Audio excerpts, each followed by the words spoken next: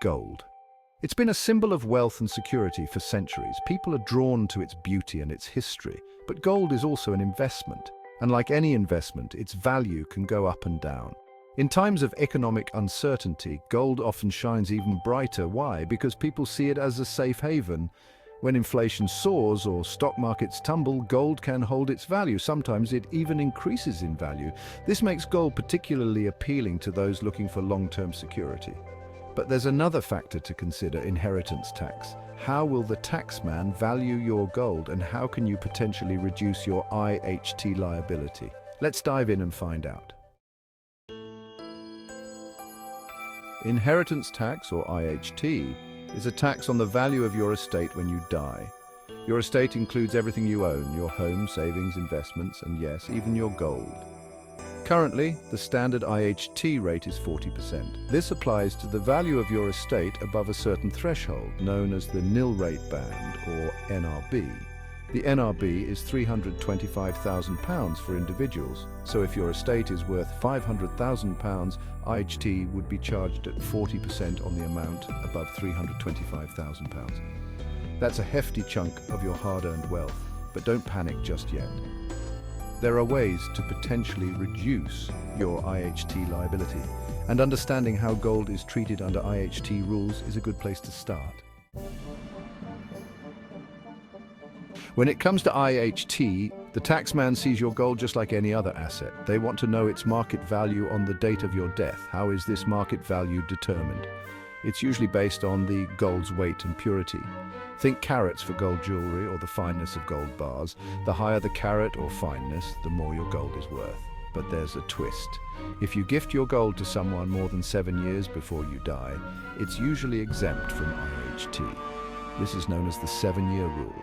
However, if you die within those 7 years, the value of the gift might still be dragged back into your estate for AHT purposes. It's a complex area, so keep reading for some savvy planning tips.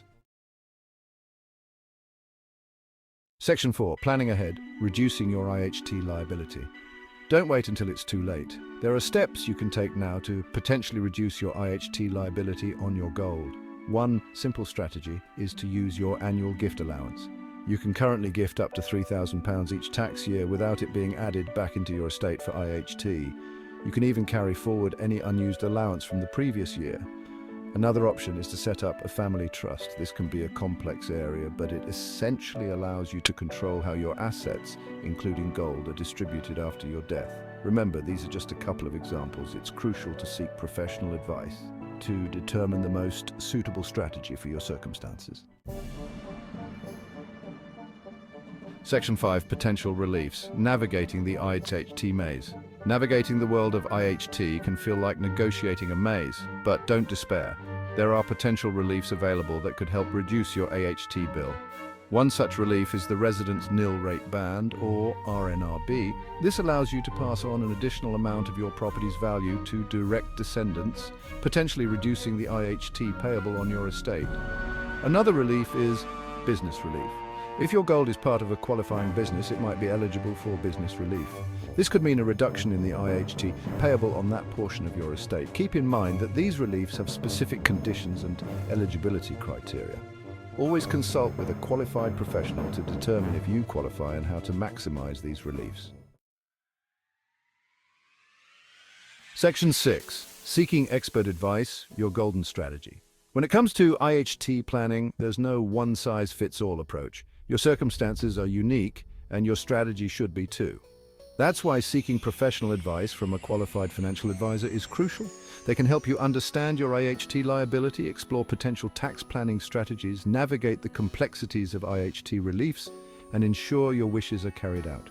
Remember, planning for the future, including IHT, is not about avoiding tax. It's about making informed decisions to ensure your loved ones are taken care of and your legacy is protected. And that's a golden rule worth remembering.